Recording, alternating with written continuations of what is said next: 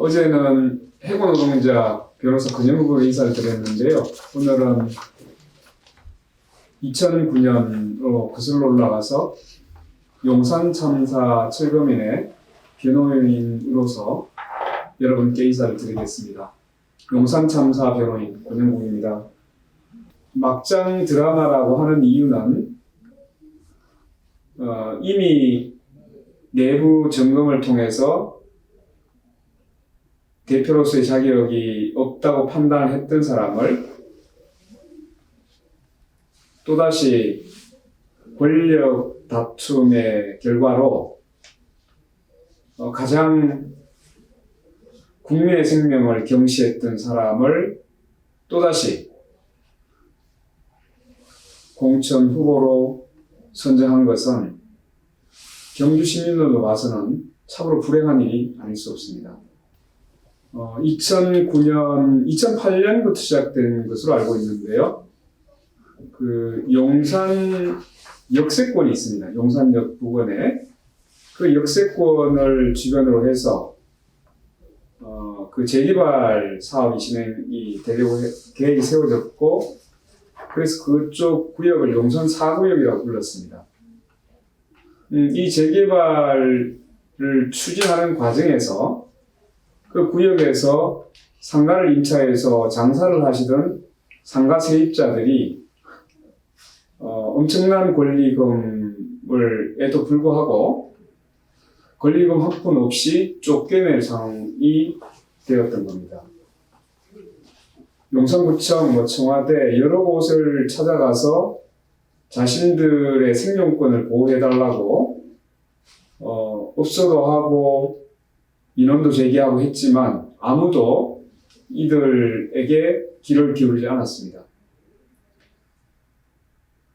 거의 마지막에는 그 용역 철거업체들이 그 구역을 들어와서 온갖 협박과 폭행으로 거기에 남아있던 세입자들에게 엄청난 공포를 조장하고 있었습니다.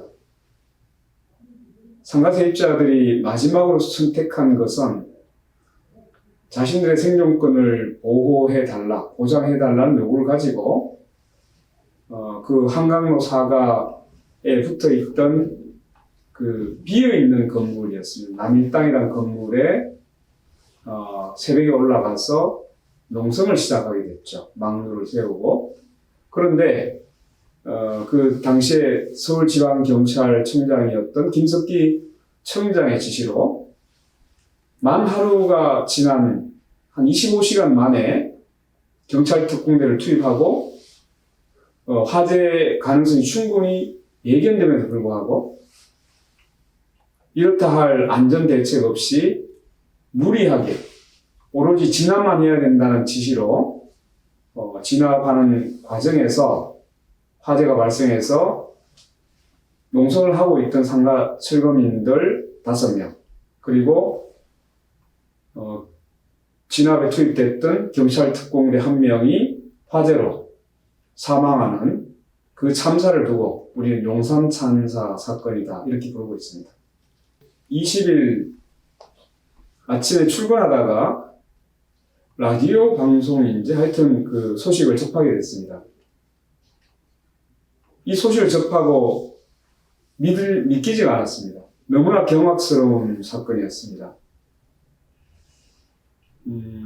테러 수준의 어떤 사건이었다 이런 이제 표현을 하면서 농성하던 철거민들을 뉴스에서 공격하던 이런 이제 얘기를 듣고 그 진상이 대단히 궁금해졌습니다. 그래서 제가 그 민변 집행위원으로서 당시에 민변 집행위에 용산 참사 철거민 진상조사단을 구성할 것을 제안했고, 그래서 인권단체들과 함께 진상조사단이 꾸려지게 되었습니다. 그때 저는 진상조사팀장으로 이제 자원을 해서 진상조사를 맺고, 진상조사가 끝난 후에는 구속철거민들을 변론하는 변호인으로 자발적으로 참여하게 됐습니다.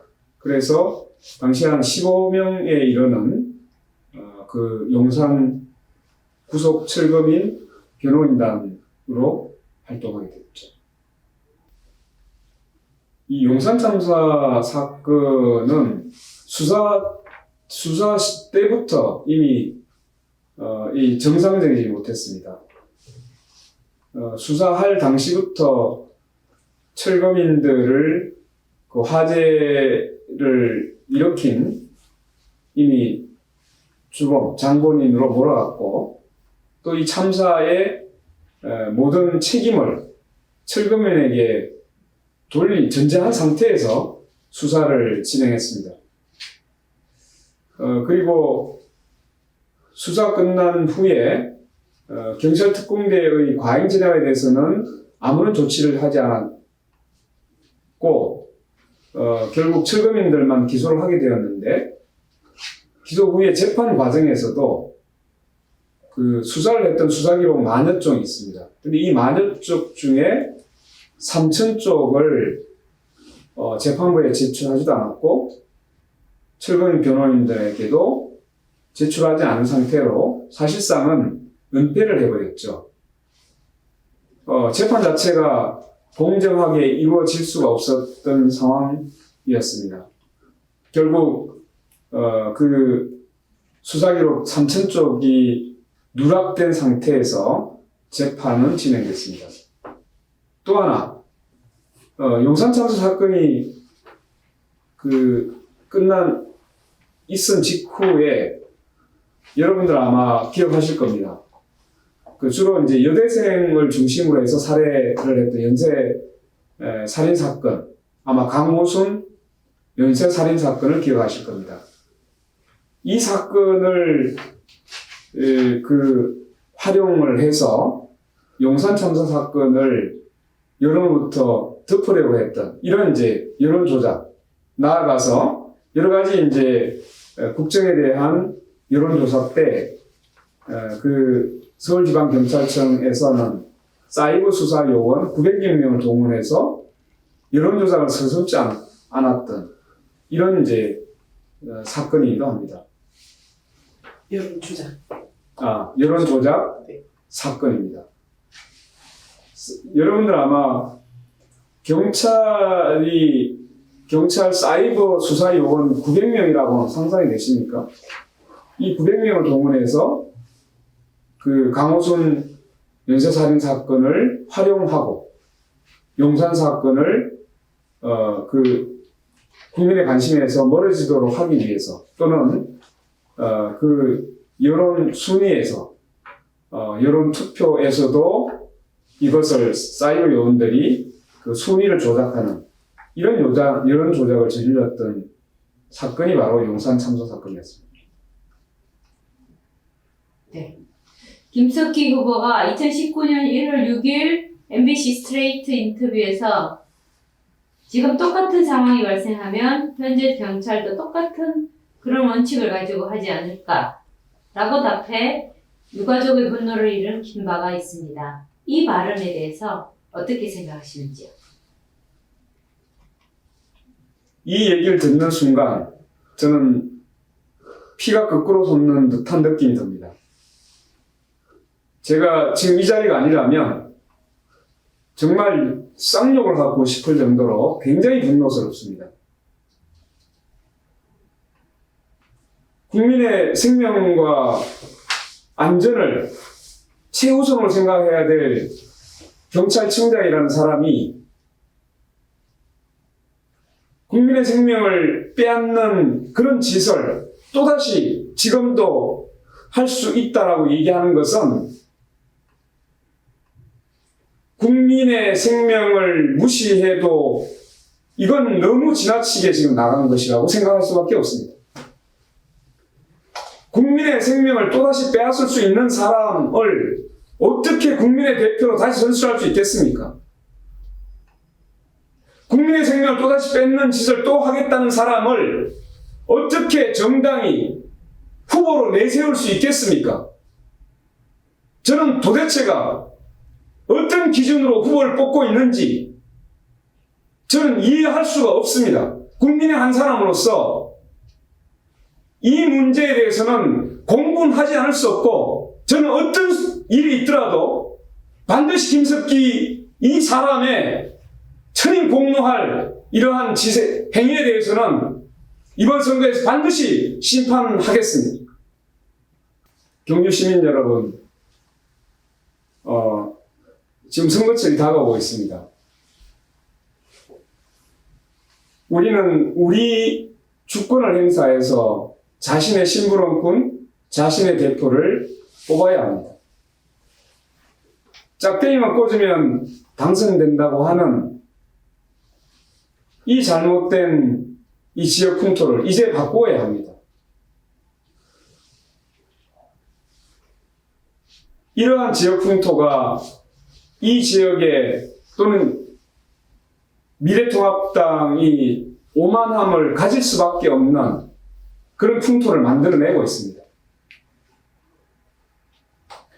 국민의 대표의 자격이 없는 사람, 국민의 대표가 될 자질이 없는 사람을 더 이상